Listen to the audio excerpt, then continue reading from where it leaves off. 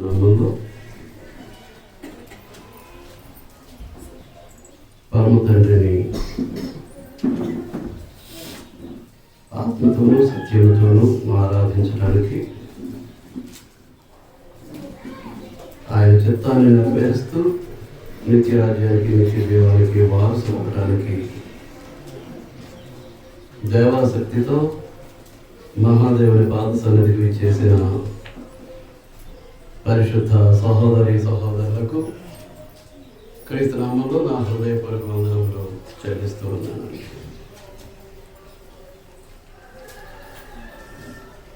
మన విశ్వాసము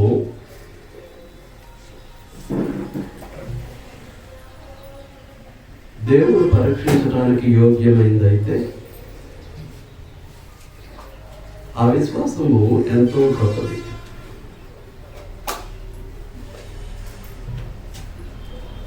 పరీక్షకు కూడా పనికిరానటువంటి విశ్వాసం మనం కలిగి ఉంటే అసలు మన విశ్వాసం కాదు.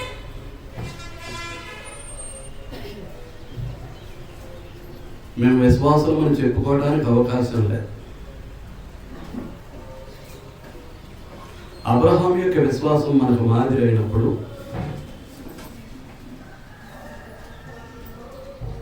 అబ్రహాం యొక్క జీవితంలో 3 కార్యాలు దేవుని మాట విని తాను ఎక్కడికి వెళ్ళాలో తెలియకుండానే బయలుదేరి వెళ్ళినటువంటి విశ్వాసం అది. దేవుడు వెళ్ళమన్నాడు అంతే. ఎక్కడికి వెళ్ళాలో తెలియకుండానే బయలుదేరినటువంటి గొప్ప విశ్వాసం అది. 75 సంవత్సరాల వయసులో వాగ్దానం చేస్తే 25 సంవత్సరాల పాటు కుమారుని కొరకు ఎదురు చూసినటువంటి విశ్వాసం అది. 100 సంవత్సరాల వయసులో కుమారుని పొందిన తర్వాత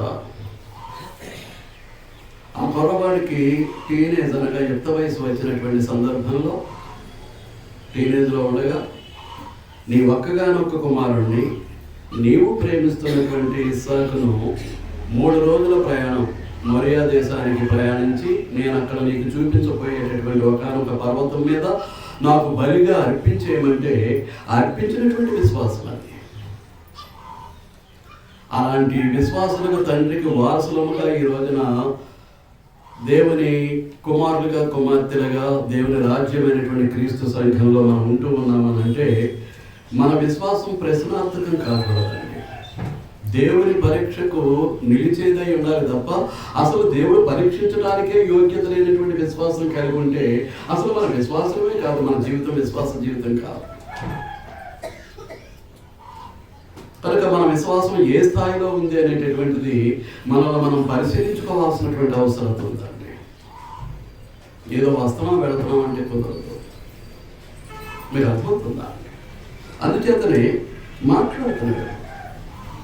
యాకోబు రాసినటువంటి పత్రిక 1వ అధ్యాయం 2-3 వచనాలు మనం చూస్తే, నా సహోదరులారా, మీ విశ్వాసములకు కలుగు పరీక్ష ఓర్పును పుట్టించునని ఎరిగి మీరు నానా విధములైన శోధనలో పడినప్పుడు అది మహానందమని ఎంచుకోండి. దేవుని యొక్క విశ్వాస పరీక్షలో మనకు శోధనలు సంభవించాయనుకోండి, అప్పుడు మనం ఏం చేయాలట? ఓర్పును సహనము కలిగి ఆ శోధనలలో మహానందమని ఎంచుకోవాలట. ఆ శోధనలను మహానందమని ఎంచుకోవాలి. ఎవరిని దూషించకూడదు, ద్వేషించకూడదు. ఈ శోధనకు కారణం పలానా వ్యక్తి, ఈ శోధనకు కారణం పలానా సాతాను, ఈ శోధన కారణం ఆ దేవుడు అనేటటువంటి పరిస్థితికి దిగజారకూడదండి. దేవుడు ఎవరిని శోధించడు. కిందే మనం చూస్తాం 13వ వచనం, దేవుడు కీడు విషయమై శోధింపబడనేరడు, ఆయన ఎవరిని శోధింపడు కనుక ఎవడైనా శోధింపబడినప్పుడు నేను దేవుని చేత శోధింపబడుచున్నానని అనుకోడు. ఇక రెండో వాడు మనల్ని శోధించేది సాతాను.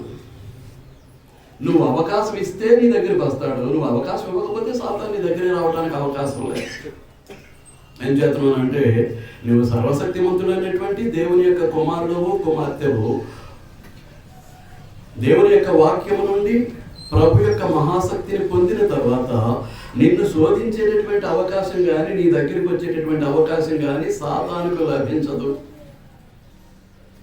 లేదు, నీ విశ్వాస జీవితంలో ఉన్నటువంటి అవకతవకలను బట్టి, లోటుపాట్లను బట్టి, దేవుని వాక్యానికి పూర్ణంగా లోబడినటువంటి విధానాన్ని బట్టి,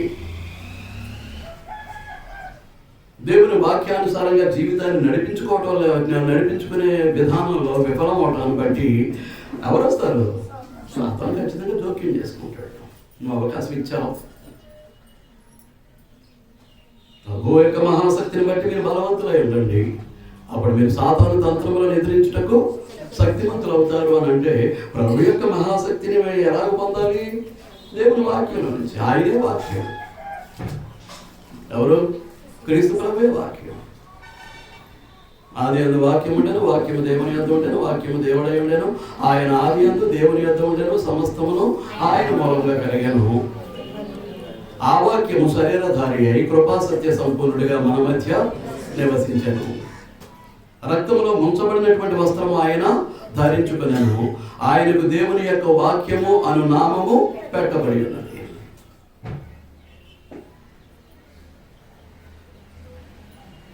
క్రీస్తును పోలి మనం నడుచుకోవాలి అని అంటే దేవుని వాక్యాన్ని అనుసరించి నడుచుకోవాలి. ప్రభు యొక్క శక్తితోటి సాతాను తంత్రాలను ఎదిరించాలి అని అంటే ఖచ్చితంగా వాక్యాన్ని సమస్తము కూడా నెరవేర్చే వారమై ఉండాలి, వినేసే వారమై కాదు. విన్నంత మాత్రాన శక్తి పొందడానికి అవకాశం లేదు. అంచేతనే విధానం ఏంటి అని అంటే, వినాలి, నేర్చుకోవాలి, 3 ధ్యానించాలి, 4 ఆ వాక్యానుసారంగా జీవించడానికి సాధన చేయాలి. 4 పనులు జరగాలి. వాక్యం శ్రద్ధగా వినాలి, ఏం వింటున్నామో చూసుకోవాలి, ఎలాగ వింటున్నామో చూసుకోవాలి. వాక్యాన్ని ఏం చేయాలి? నేర్చుకోవాలి, మనసుల్లో ఉంచబడాలి, హృదయాల మీద వ్రాయబడాలి. నేర్చుకుంటే జరిగేటటువంటి కార్యక్రమం కనుక దాన్ని ధ్యానించాలి. ఏ సందర్భంలో మాట్లాడుతున్నాడు, ఎవరితో మాట్లాడుతున్నాడు, ఎందుకు మాట్లాడుతున్నాడు, అది నాకు ఎంతవరకు వర్తిస్తుంది, ధ్యానించాలండి. 4 ఆ వాక్యాన్ని అనుసరించి జీవించడానికి నీకు ఇవ్వబడిన వాక్యము అనేది నీకు రుజువైతే ఖచ్చితంగా దాన్ని నీ జీవితంలో అనుసరించవలసిన వాడవు, అనుసరించవలసిన దానవై ఉన్నావు అనేటటువంటి వాస్తవాన్ని గుర్తించాల్సినటువంటి అవసరం ఉందంటే నీకు అర్థమవుతుందా? కనుక శోధనలో మహానందమని ఎంచుకోవటం, వచ్చినటువంటి శోధనలో మహానందమని ఎంచుకోవటం అని అంటే అది నీ విశ్వాస జీవితానికి, భక్తి జీవితానికి పరిపూర్ణత.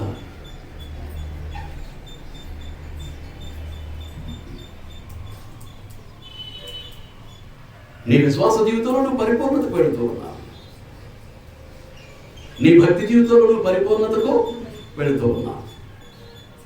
క్రీస్తు ప్రభు ఎంతటి పరిపూర్ణుడో దానికి సమానమైనటువంటి సంపూర్ణతలోనికి నువ్వు ఎదుగుతూ ఉన్నావు. దేనికి తొట్టుపడవు, దేనికి గర్వవు, భయపడవు, దేనికి ఆందోళన చెందవు. మరి మన విశ్వాసం ఎలా ఉందో ఒక్కసారి మనలో మనం పరీక్షించుకుందాం. అసలు దేవుడు పరీక్షించడానికి యోగ్యమైనటువంటి విశ్వాసమేనా?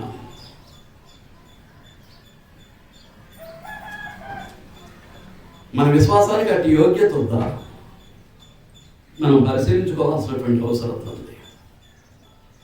కాబట్టి ఇప్పుడు మాసిదోనియాలో ఉన్నటువంటి క్రీస్తు సంఘాలకు మనం వెళితే ఏం జరిగింది? వారు బహుశ్రమల వలన పరీక్షింపబడగా.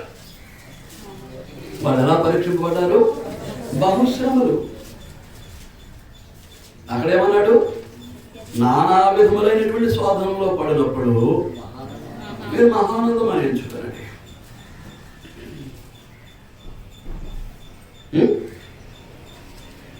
కొరింథీయులకు రాసిన 2వ పత్రిక 8వ అధ్యాయంలో ఏమంటాడు? వారు బహుశ్రమల వలన పరీక్షింపబడగా అత్యధికముగా సంతోషించారు. అసలు దేవుని నిమిత్తం శ్రమ పడటానికి ఇష్టపడినటువంటి దుస్థితి. దేవుని పక్షంగా ఎక్కడైనా నిలబడి దేవునికి విజయాన్ని చేకూరుద్దాం, దేవుని మహిమపరుద్దాం అని అంటే పారిపోయేవాళ్ళు తప్ప నిలబడేవాళ్ళు లేరు.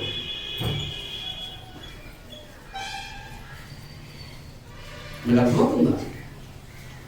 ఇక ఆనందించడం ఎక్కడ, సంతోషించడం ఎక్కడ? మరి ఇక ముందుకు మీ విశ్వాసం, మీ భక్తి ఏ విధంగా ఉండబోతుందో నాకు తెలియదు, కానీ ఇంతవరకు ఉన్నటువంటి విశ్వాసం, భక్తి జీవితాలు అలాగే ఉన్నాయి. దేవుని కొరకు నిలబడే పరిస్థితి లేదు. ఏ విధంగా తప్పించుకుందాం, ఏ విధంగా పారిపోదాం, దీన్ని ఏ విధంగా వదిలించుకుందాం అనే టైపులోనే మీ విశ్వాసాలు, భక్తి జీవితాలు కొనసాగాయి. మరి ఇక ముందుకైనా దేవుని పక్షంగా నిలబడి దేవుని కొరకు పోరాటాన్ని జరిపేటటువంటి పరిస్థితుల్లో మన విశ్వాస, భక్తి జీవితాలు ఉంటాయో ఉండవో? ఎవరిష్టానుసారంగా వారు వ్యాఖ్యానించడం, పారిపోవడం. ఇంకా పారిపోవాలని తీర్మానించుకున్న తర్వాత వ్యాఖ్యానం ఎందుకో? దేవునికి అవమానకరంగా. మీకు అర్థమవుతుందా?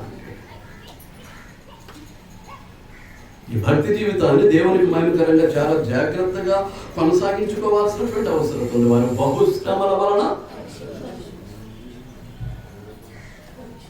పరీక్షింపబడగా అత్యధికముగా సంతోషించారు. తేడా లేదు. చెదిరిపోయినటువంటి 12 గోత్రముల క్రైస్తవులకు ఉత్తరం రాస్తూ యాకోబు ఏదైతే సూచించాడో అది మాసిదోనియాలో ఉన్నటువంటి క్రీస్తు సంఘంలో అది నెరవేరినట్లుగా మనం చూస్తూ ఉంటాం.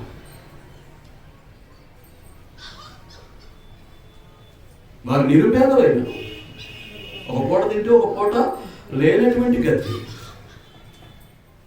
అటువంటి పరిస్థితుల్లో కూడా వారు నిరుపేదలైనను వారి దాతృత్వము బహుగా విస్తరించాను.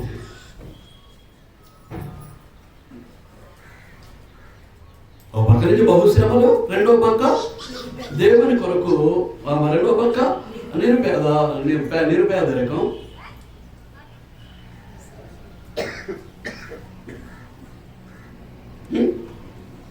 దారిద్ర్య రేఖకు దిగువన వారి జీవితాలు. అయినప్పటికీ దేవునికి ఇచ్చేటటువంటి విషయంలో ఏ స్థాయిలో ఉన్నారు? దాతృత్వం. పౌలు బతిమాలుకుంటున్నారు, మీకు ఇబ్బందిగా ఉంది కదా ఉంచుకోండి అని పౌలు అంటాడు. ఈ పూట భోజనం కూడా వదిలేస్తాం దేవుని కొరకు, పరిశుద్ధుల పరిచర్యలో పాలు పొందటం కొరకు మేము చేస్తాం అని ఎవరు బతిమాలుకుంటున్నారు? మేము ఇస్తామని, ఇవ్వద్దు అని పౌలు బతిమాలుకుంటున్నాడు. మేము ఇస్తామని సంఘం బతిమాలుకుంటుంది. ఉండివ్వటం కాదు, లేని స్థితిలో ఉన్నది కూడా ఇవ్వటం. మీరు తరచూ చదువుతూ ఉంటారు. ఆమె తన జీవనం అంతా వేసేసిందట. రాత్రికి రొట్టె ముక్క మాట ఏంటి అనేది ఆలోచించలేదు.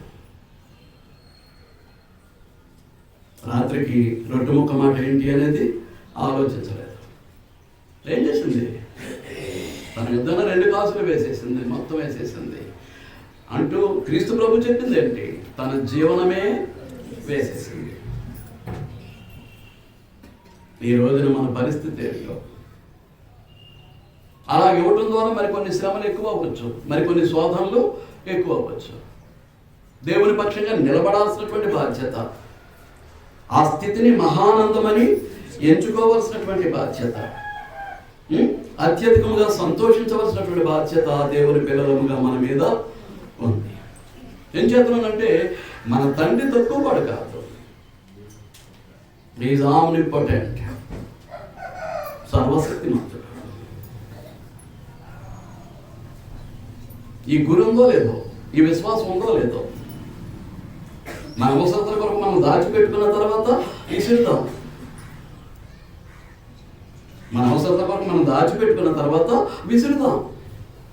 ముందు మన అవసరతలు, ఆ తర్వాత దేవుని యొక్క అవసరత.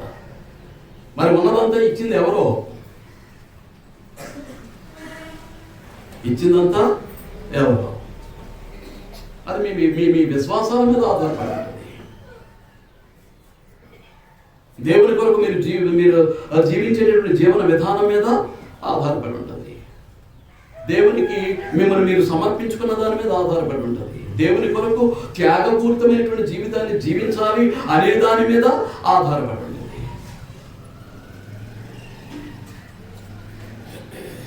ఆలోచిస్తూ ఉన్నారని నేను నమ్మచ్చు.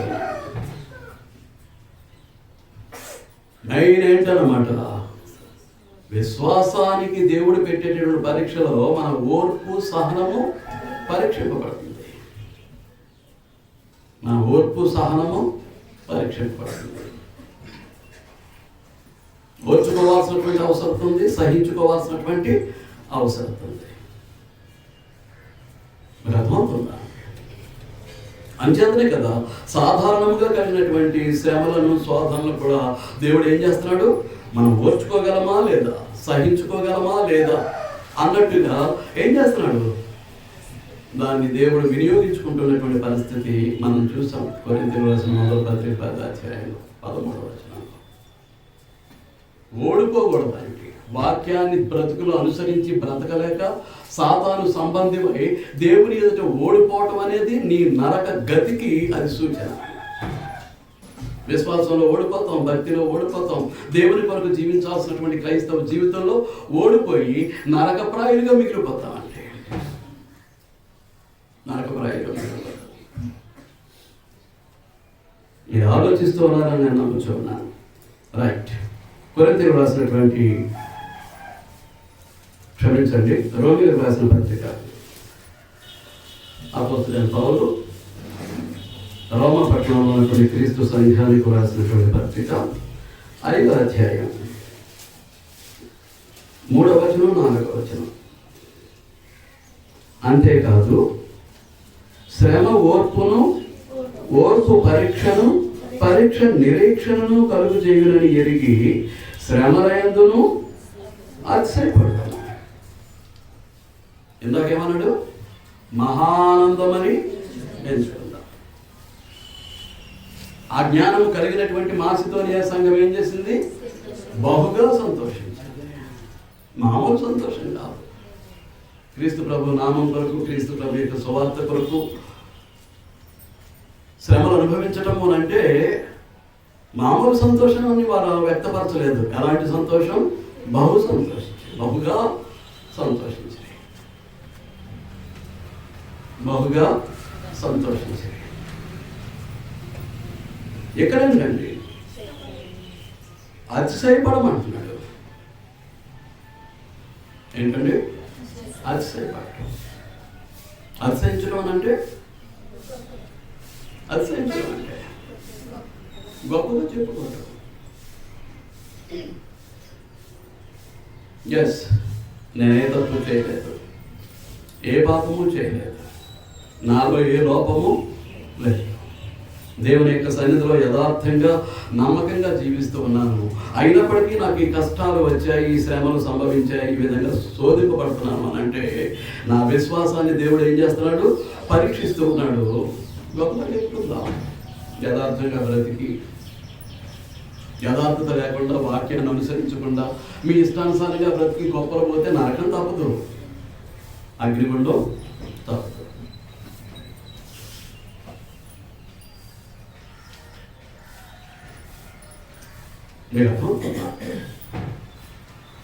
అగ్నిగుండం తప్పదండి. అంచేత మనం ఏం చేయాలన్నమాట అండి, శ్రమలయందు అతిశయపడటం, శ్రమలయందు సంతోషించటం చిన్న విషయం కాదు, చిన్న విషయం కాదు.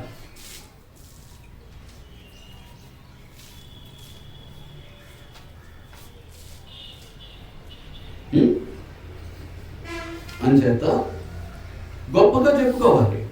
క్రీస్తు నామము నిమిత్తము శ్రమ పడుతున్నాము అని అంటే దాని గురించి మనం ఏం చేయాలి, గొప్పగా చెప్పుకునేటటువంటి స్థితి ఉండాలి. దేవుడు అన్యాయంగా నన్ను కష్టాల పాలు చేస్తాడు, ఇన్ని శ్రమలు పెట్టేశాడు, ఇంతగా శోధించేస్తున్నాడు, దేవుని మీద నింద వేసేటటువంటి పరిస్థితికి దిగజారకూడదండి. దేవుని మీద నింద వేసేటటువంటి పరిస్థితికి దిగజారకూడదు. ఏం చేస్తున్నానంటే శ్రమ దేని పుట్టిస్తుంది అంటున్నాడు, ఓర్పును. బయలుదేరి పెడితే ఏమంటాడు, శ్రమ ఏం చేస్తుంది, ఓర్పును పుట్టిస్తుంది. ఓర్పు ఏం చేస్తుంది, పరీక్షకు నిలబడుతుంది. అమ్మ కళ్ళు మీకండి, శ్రద్ధగా వినండి.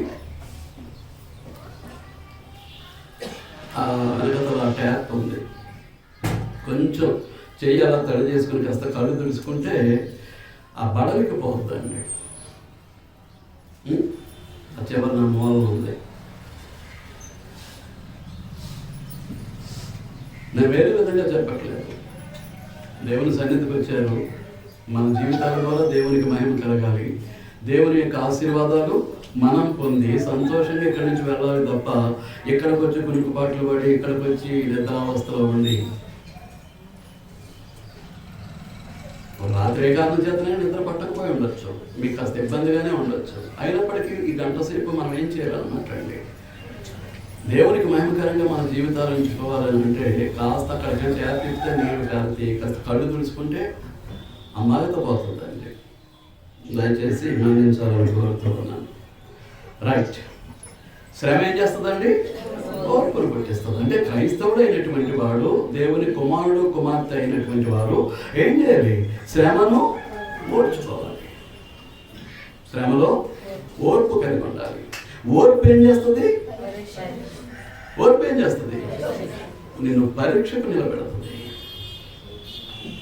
నిన్ను పరీక్షకు ఎంత శ్రమ కలిగితే అంత పరీక్ష, అంత పరీక్షలోనూ మనం విజయాన్ని పొందాలి అని అంటే అంత ఓర్పు కావాలి, అంత సహనము కావాలి. ఎందుకు చెప్తున్నానంటే పరీక్ష నిరీక్షణకు ఆధారం అవుతుంది. గ్రంథాన్ని చూడాల్సినటువంటి అవసరం ఉంది. పరీక్ష ఏం చేస్తుంది? నిరీక్షణకు ఆధారం అవుతుంది. నిరీక్షణ అంటే ఎదురు చూడటం. హోప్ అంటాడు ఇంగ్లీష్లో. నిరీక్షణ అంటే ఏంటి? ఎదురు చూడటం. అక్కడ కేవలము ఎదురు చూడటం గురించే మాట్లాడలేదు. అక్కడ రెండేసి కింద ఫుట్నోట్లు ఏమన్నాడు? శీలము అంటే క్యారెక్టర్. శీలము అంటే ఏంటి?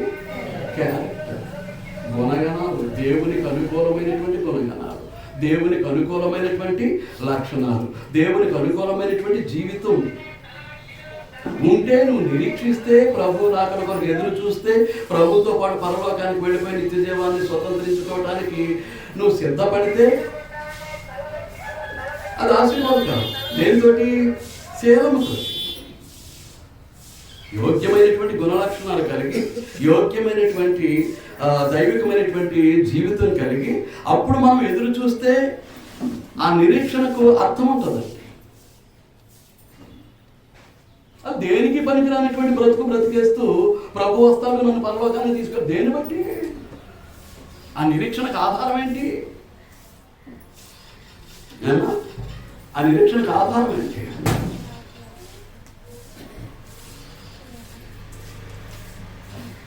స్వతహాగా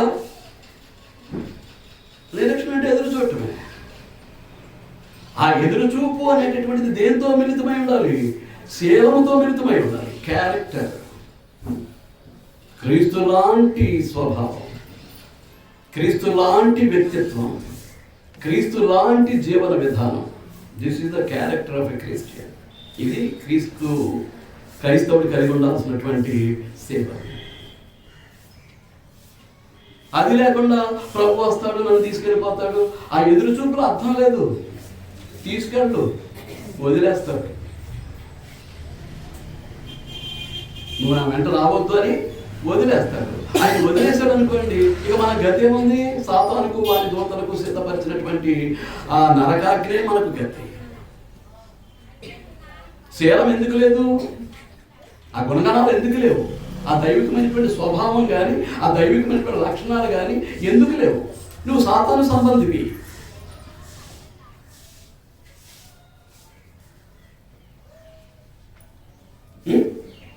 మీరు మీ తండ్రి యొక్క అపవాది సంబంధం. వారి దురాశలనే మీరు నెరవేర్చగోరుచున్నారు కానీ పరలోకపు తండ్రికి, ఆ మహాదేవునికి పిల్లలుగా బ్రతకట్లేదు.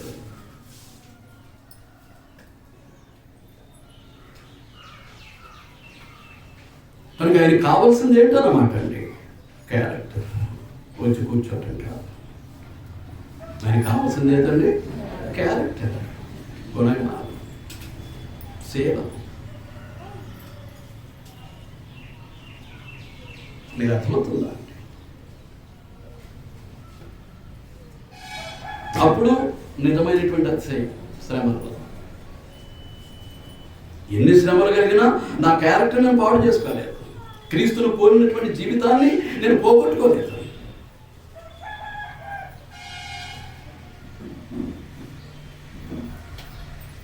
నాకు వచ్చినటువంటి శ్రమలను బట్టి క్రీస్తు ప్రభు ఎలాగైతే ఓర్చుకున్నారో నేను కూడా అలాగ ఓర్చుకొని ఆయన అడుగుజాడల్లో అడుగులు వేసుకుంటూ వెళ్ళానే తప్ప ఎట్టి పరిస్థితులను పక్కకు వేయలేదు.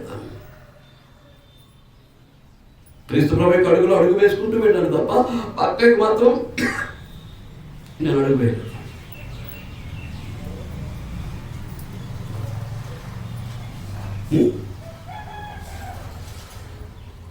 ఎన్ని శ్రమలు కలిగినా, ఎన్ని శోధనలు కలిగినా క్రీస్తు లాంటి జీవన విధానాన్ని నేను వెంబడించాను తప్ప ఎట్టి పరిస్థితుల్లోనూ క్రీస్తు లాంటి జీవన విధానాన్ని అధిగమించి వేరొక జీవిత విధానానికి నేను పోలేదు.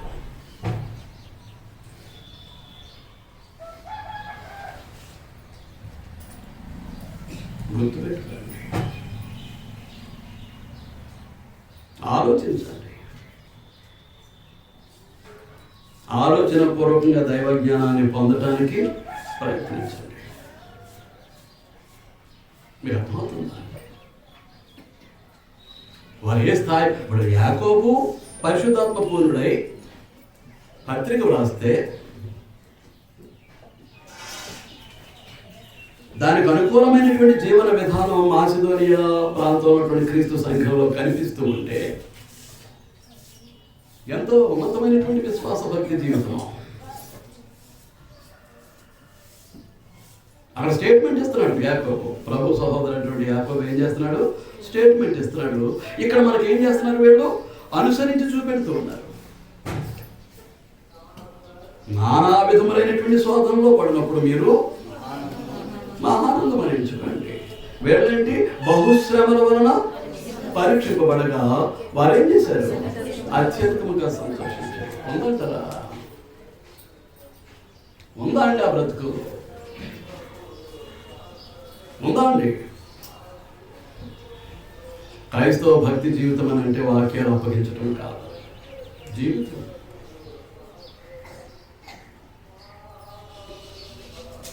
వాక్యాలు అప్పగిస్తే సరిపోదు, జీవిస్తూ అప్పగిస్తే విలువైనటువంటి మహోన్నతమైనటువంటి జీవితాన్ని దేవుని కొరకు జీవించిన వారమై ఉంటాం.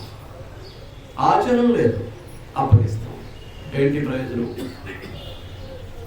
ఏంటి ప్రయోజనం? అంచేతనే మాట్లాడుతున్నాడు. శ్రమ ఏం చేస్తుంది? ఓర్పులు పుట్టిస్తుంది. శ్రమ ఏం చేస్తుందండి? ఓర్పులు పుట్టిస్తుంది. ఓర్పు ఏం చేస్తుంది? మనల్ని పరీక్షకు నిలబెడుతుంది. మనం ఏం చేస్తుంది? పరీక్షకు నిలబెడుతుంది. పెట్టేవారు ఎవరు? పరీక్ష దేవుడు. దేవుడు పెట్టే పరీక్షకు ఓర్పు మనలను నిలబెడుతుంది. ఆ పరీక్ష ఏం చేస్తుంది? మన క్యారెక్టర్ని ఏం చేస్తుంది అన్నమాట? పరిశీలిస్తుంది. మన సేవాన్ని పరిశీలిస్తుంది, మన గుణగణాలని పరిశీలిస్తుంది, మనలో ఉన్నటువంటి దైవిక లక్షణాలని పరిశీలిస్తుంది. అందుచేత దానిని బట్టి మనం ఏం చేయొచ్చు? కలిగినటువంటి శ్రమల యందు ఆనందించవచ్చు, అతిశయపడవచ్చు. ఆనందించవచ్చు, అతిశయపడవచ్చు.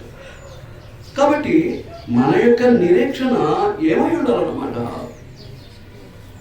శుభప్రదమైనటువంటి నిరీక్షణ.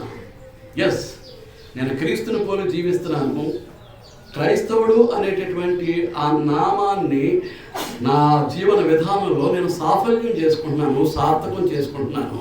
క్రీస్తును పోలి మాత్రం నడుచుకునేవాడే, క్రీస్తును వెంబడించేవాడే క్రైస్తవుడు కనుక నేను అలాంటి జీవితాన్ని జీవిస్తున్నాను. అంచేత మనకు లభించేది ఏంటి అని అంటే శుభప్రదమైనటువంటి నిరీక్షణ. అశుభప్రదమైనటువంటి నిరీక్షణ కాదు. చూడండి తీర్పు పత్రిక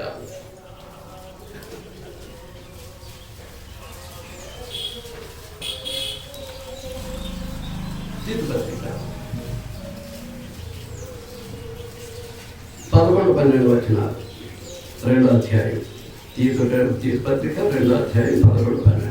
యావైనగా సమస్త మనుషులకు రక్షణకరమైన దేవుని కృప ప్రత్యక్షమై, కృప మాట్లాడుతూ ఉంది. ఏం మాట్లాడుతుందంటే కృప మాట్లాడుతుంది. ఏమని? మనము భక్తిహీనతను, ఇహలోక సంబంధమైన దురాశలను విసర్జించామా? దురాశను విడిచిపెట్టామా? దేవునికి అవసరం ఏర్పడింది. ఆ దేవుని పని నిమిత్తం ఇదిగో మన ఆదాయం ఎంత, ఇదిగో మేము ఎంతగా ఇస్తాం.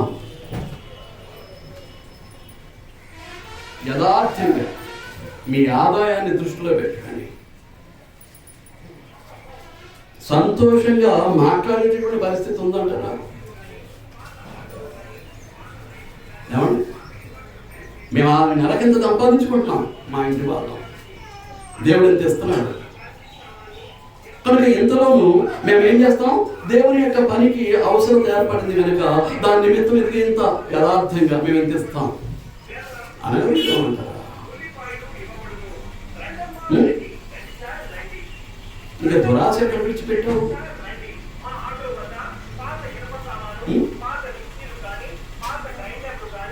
మనం భక్తిహీనతను, ఇహలోక సంబంధమైనటువంటి దురాశలను ఏం చేయాలట? విసర్జించాలి. ఇదే పాఠంలో మనం ముందు నేర్చుకున్నాం. భక్తిహీనత అనే తాళ్లతో దోషమును లాగుకొని వారికి, భక్తిహీనత అనేటటువంటి బండి మోకులతో పాపమును లాగుకొని వారికి శ్రమ. భక్తిహీనత అర్థమవుతుందా? దేని విసర్జించాలన్నాడు? భక్తిహీనతను, ఇహలోక సంబంధమైనటువంటి దురాశ ఏం చేస్తుంది? గర్భము ధరించి పాపాన్ని కంటది. నీలో ఉన్నటువంటి దురాశ గర్భము ధరించి దేని కంటది? పాపాన్ని కంటది.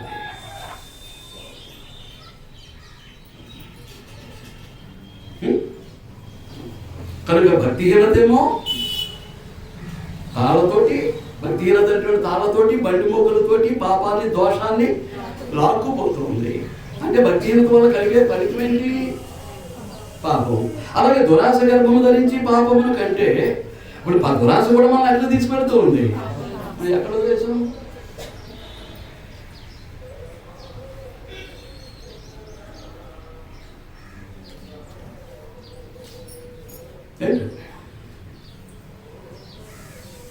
ఎక్కడ వదిలేసాం? వదిలేయటం కాదు, విసర్జించటం. ఈ క్రైస్తవ భక్తి జీవితంలో భక్తిహీనతను కానీ దురాశను కానీ ఒకసారి విసర్జించామని అంటే ఇక మళ్ళా దాన్ని తిరిగి తెచ్చుకునేటటువంటి పరిస్థితి మన దగ్గర ఉండకూడదు. అసలు విసర్జించామా భక్తిహీనతను కానీ దురాశ, ఇహలోక సంబంధమైనటువంటి దురాశల్లో కానీ వాటిని విసర్జిస్తే అప్పుడు మనకు లభించేది ఏంటి అని అంటే శుభప్రదమైనటువంటి నిరీక్షణ. నా ప్రభు వస్తాడు, నా ప్రభుతో పాటు నేను పరలోకానికి వెళ్ళిపోతాను. శుభప్రదమైనటువంటి నిరీక్షణ. ఈ రాజ్యాన్ని తీసుకెళ్లి తండ్రికి అప్పగించబోతున్నాడు కనుక నా ప్రభుతో పాటు నేనేం చేస్తాను? పరలోకానికి వెళ్ళిపోతాను. శుభప్రదమైనటువంటి నిరీక్షణ. అదే భక్తిహీనతలోనూ ఇహలోక సంబంధమైనటువంటి దురాశల్లో కొనసాగుతున్నారు అనుకోండి, నిరీక్షించవచ్చు, అందులో శుభాన్ని కోరుకోవడానికి అవకాశం లేదు.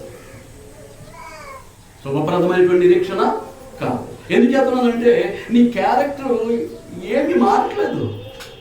అదే భక్తిహీనత, అదే ఇహలోక సంబంధమైనటువంటి దురాశ. నీ సేవలో ఏం మార్పు లేదు, నీ గుణగణాల్లో ఏమి మార్పు లేదు, నీలో ఉండాల్సినటువంటి ఆ లక్షణాలు ఏమి మారట్లేదు, దైవికంగా మార్చుకోవట్లేదు.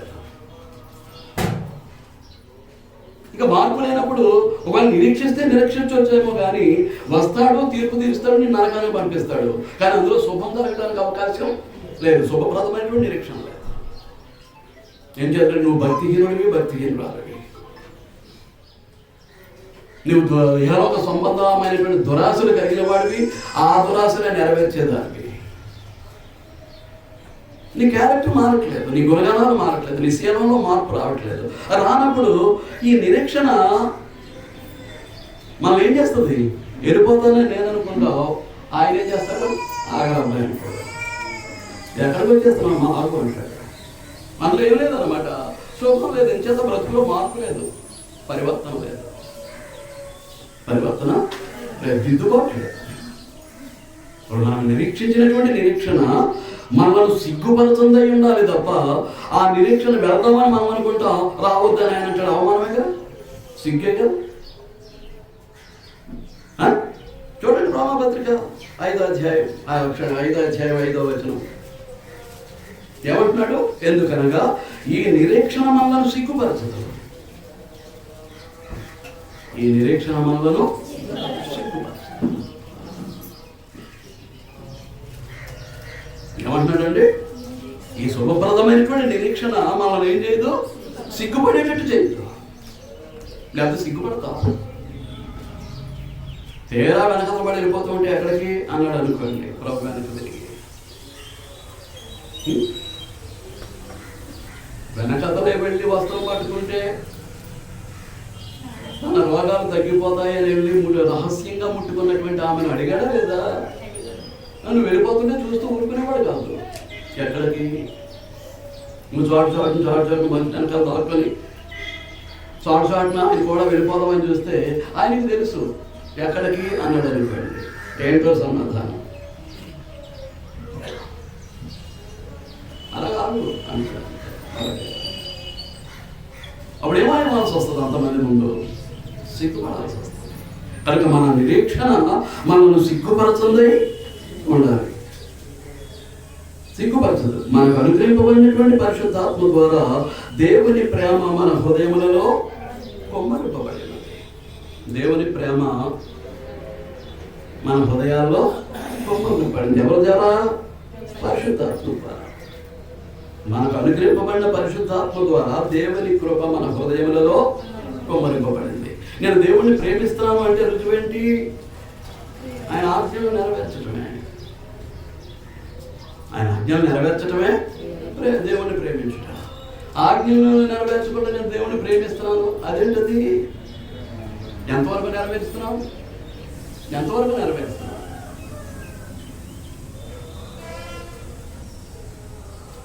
ఎంతవరకు నెరవేరుస్తున్నావు ఆయన ఆజ్ఞలు?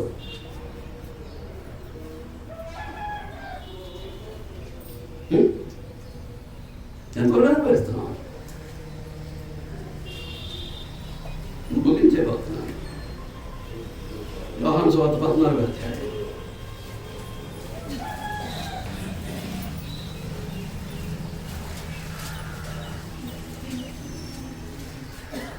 అధ్యాయం 15వ వచనం. యోహాను సువార్త, మీరు నన్ను ప్రేమించిన యెడల నా ఆజ్ఞలను గైకొందురు. ఏమంటున్నాడు ప్రభు?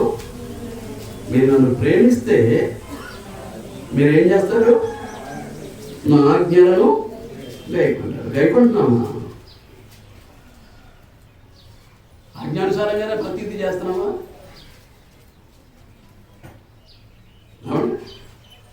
21వ వచనం, ఆయన ఆజ్ఞలను అంగీకరించి వాటిని గైకొనువాడే నన్ను ప్రేమించువాడు.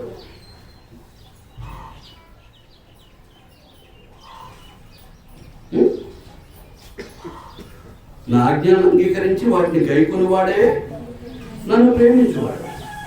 23వ వచనం, యేసు ఒకడు నన్ను ప్రేమించిన యెడల వాడు నా మాట గైకొనును, అప్పుడు నా తండ్రి వారిని ప్రేమించును, మేము వారి యొద్దకు వచ్చి వారి యొద్ద నివాసం చేస్తున్నాం.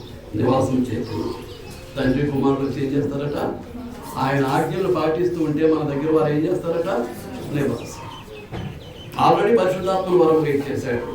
ఆ పరిశుద్ధాత్మకు మన దేహాలు ఆలయాలుగా ఉన్నాయి. నువ్వు ఆయన ఆజ్ఞలు అనుసరించి నడుచుకుంటూ ఉంటే ప్రభు అయినటువంటి యేసుక్రీస్తు తండ్రి అయినటువంటి దేవుడు కూడా వచ్చి నీతో నివసించడము అంటే మొత్తం దైవత్వమే వచ్చి నీతో కలిసి జీవించేటటువంటి పరిస్థితి, కలిసి నీలో ఉండేటటువంటి పరిస్థితి అంటే అది ఎంత మహోన్నతమైనటువంటి జీవితమా? ఇప్పుడు ఆలోచన చేయండి, ఎంతవరకు ఆయన మాటల ప్రకారం జీవితం నడుస్తూ ఉంది. మంచిత కింద చెప్పేస్తాడు. ఏమంటున్నాడు? 24వ వచనంలో, నన్ను ప్రేమింపని వాడు నా మాటలు గైకొనడు, లేక చేయడు.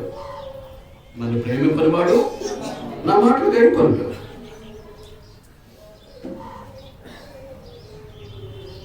మీరు వింటున్న మాట నా మాట కాదు, నన్ను పంపిన వారి తండ్రిదే. మీరు వింటున్నటువంటి మాట నా మాట కాదు, అది ఎవరిది?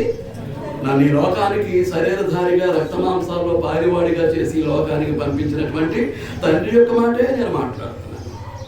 ఎంతవరకు అనుసరిస్తున్నాం, ఎంతవరకు వింటున్నాం శ్రద్ధగా, ఎంతవరకు నేర్చుకుంటూ ఉన్నాం, ఎంతవరకు ధ్యానిస్తూ ఉన్నాం, ఎంతవరకు ఆ వాక్యాన్ని దేవుని యొక్క ఆజ్ఞను అనుసరించి నడుచుకుంటూ ఉన్నాం. ఒక్కసారి పరిశీలన చేయండి.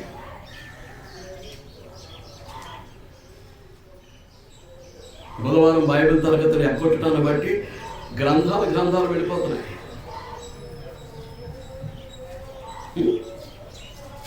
గ్రంథాలు లేవికాండం అయిపోయింది, సంఖ్యాకాండం 16 అధ్యాయాలు అయిపోయింది.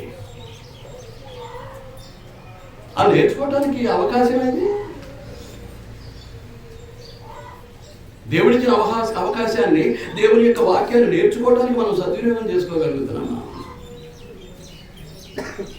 ఒక వారం వస్తారో 2 వారాలు మానేస్తూ ఉంటారు. ఎందుకు వస్తారో తెలియదు, ఎందుకు మానేస్తారో తెలియదు. ఇదో ఒక డిసిప్లిన్, సొంత డిసిప్లిన్, దేవుని డిసిప్లిన్ కాదు, దేవుని యొక్క క్రమశిక్షణ కాదు, సొంతంగా క్రమశిక్షణ. ఒక వారం వస్తారు, 2 వారాలు మానేస్తుంటారు. ఇలాంటి వాళ్ళందరినీ దేవుడు ఆశీర్వదించాడు. దేవుడు ఏం చేయాలి? ఆశీర్వదించాడు. కనుక ఇటువంటి వారు శుభప్రదమైనటువంటి నిరీక్షణ పనికిరారు. శీలము కలిగి, గుణగణాలు కలిగి, దైవిక లక్షణాలు కలిగి, ప్రభు యొక్క రాకడ కొరకు ఎదురు చూడటానికి, పరలోక ప్రవేశం కొరకు కనిపెట్టడానికి తగినటువంటి నిరీక్షణ కలిగి ఉండటానికి వారు అర్హులు కాదు, యోగ్యులు కాదు. మీకు అర్థమవుతుందా? ఆలోచించాలని కోరుతూ ఉన్నాను. వింటున్నటువంటి వాక్యాన్ని గురించి మరో ఒకసారి తరించి చూడండి. ఇంటికి వెళ్ళిన తర్వాత అక్కడ ఏం రాయబడిందో, నేను ఏం వివరించానో ఒక్కసారి తరించి చూడండి. చూస్తే వాస్తవాలు మీకు అర్థమవడానికి అవకాశాలు ఉంటాయి. పదే చదివి పదే ధ్యానిస్తేనే దానివల్ల మీకు ఏమైనా ప్రయోజనం చేకూరుతుంది. ఇక్కడ వినేసి అవసరమైతే నోట్స్లో రాసేసుకొని దాన్ని మళ్ళీ చూసేది కానీ, దాని ప్రకారం జీవితాలు మార్చుకునేది కానీ లేనప్పుడు గ్రంథంలో ఉన్నామంటే నీ నోట్స్లో ఉన్నామంటే, ఆచరించలేనప్పుడు గ్రంథంలో ఉన్నామంటే నీ నోట్స్లో ఉన్నామంటే, అది మనసులో ఉంచబట్టలేదు, హృదయం అనే మెత్తని పలకల మీద వ్రాయబట్టలేదు, దాని ప్రకారం జీవించే అవకాశం లేదు. ఇంకెందుకు? దేనికి? కాబట్టి ఎక్కడైనా జాగ్రత్త పడతాం. దేవునికి అనుకూలమైనటువంటి, దేవుని చిత్తానుసారమైనటువంటి జీవితాన్ని దేవునికి అర్పించుకుందాం. శ్రమలలో ఓర్పు కలిగిందాం. దేవుడు పరీక్షించేటట్టుగా మన విశ్వాసాన్ని అభివృద్ధి పరుచుకుందాం. పరీక్షకు యోగ్యమైనదిగా చేసుకుందాం. మీకు అర్థమవుతుందా? చెప్పాను కదా, 1 నిమిషం లేట్ అయితే లోపలికి అలౌ చేయటట. ఎంసెట్ కానీ ఇతర కాంపిటేటివ్ ఎగ్జామ్స్, పోటీ పరీక్షలకు 1 నిమిషం లేట్ అయితే గేట్ వేసేస్తాడు, తాళం వేసేస్తాడు, ఇక లోపలికి రానివ్వడు. ఏమైంది? He and she is disable to right the test. మా పరీక్ష రాయడానికి వాళ్ళు అనర్హులు, వాళ్ళు సరిగ్గా ప్రిపరేషన్ లేదు. వెళ్ళాడు, అక్కడ ప్రశ్న చూస్తూ ఉంటే గుండు కుబేరమంటుంది, ఇంకేమి జ్ఞాపకం రావట్లేదు, ఏమి ప్రిపరేషన్ లేదు సరిగ్గా. ఆ పరీక్ష రాయడానికి అతడు అర్హుడు కాదు, అర్హురాలు కాదు, కానీ రాయడానికి వెళ్ళాడు. ఇతరు కూడా ఎవరన్నమాట, ఈజ్ ఆల్సో డిజైర్. ఆ పరీక్షకు కూర్చోవడానికి అర్హుడు కాదు, అర్హురాలు కాదు. ఇప్పుడు దేవుడు మన విశ్వాసాన్ని పరీక్షించబోతే అసలు పరీక్షకు అర్హమైనటువంటి, యోగ్యమైనటువంటి విశ్వాసం మన దగ్గర ఉందా అనేటటువంటిది మనం చూసుకుందామండి. భ్రమపడదు, వాస్తవానికి వచ్చేద్దాం, యథార్థంగా ఆలోచన చేద్దాం, దేవునికి ఇష్టమైన నమ్మకస్తులుగా బ్రతుకుదాం, లేకపోతే ఏం లేదండి. కనుక విశ్వాసానికి కలిగేటటువంటి పరీక్షలో ఏం చేయాలి? మహానందమని ఎంచుకోవాలి. మాసిదోనియా సంఘ సభ్యులు ఏం చేస్తున్నారు? అత్యధికంగా సంతోషిస్తూ ఉన్నారు శ్రమలలో, బహుశ్రమల వారికి. రోమపట్నంలోని క్రీస్తు సంఘానికి పౌరత్వం రాస్తే ఏం చేయమంటాడు? అతిశయించమంటాడు. దేవుని కొరకు మీరు పడే శ్రమలలో మీరు ఏం చేయాలి? అతిశయించండి, గొప్పగా చెప్పుకోవాలి. అది మన విశ్వాసం మీదే ఆధారపడి ఉంటుంది. శ్రమలో గొప్పగా చెప్పుకోవడం అంటే ఆలోచన చేయండి. వచ్చే వారం కొనసాగిద్దాం. మీ అందరికీ వందనాలు తెలియజేస్తూ ఈ ఆత్మీయ హెచ్చరికను నేను ముగిస్తూ ఉన్నాను. అందరికీ వందనాలు.